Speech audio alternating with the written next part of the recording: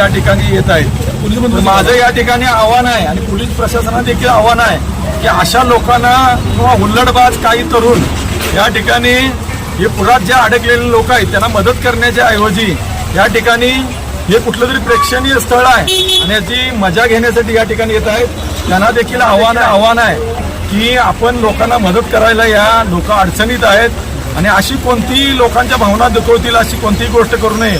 त्याचबरोबरीनं police प्रशासनाला या ठिकाणी मी आवाहन करतो, या ठिकाणी एखादीही जर कंसाची गाडी किंवा भेळची गाडी किंवा या ठिकाणी पॉपकॉर्न विकायला कोण जरी विक्रेता आला तर त्या गाड्या या ठिकाणी उलटून टाकण्यात येतील असा मी या ठिकाणी इशारा देतो। आणि कुठलंही प्रेक्षणीय स्थळ नसून लोकांना तुम्ही मदत करायला या असं मी या ठिकाणी आवाहन करतो।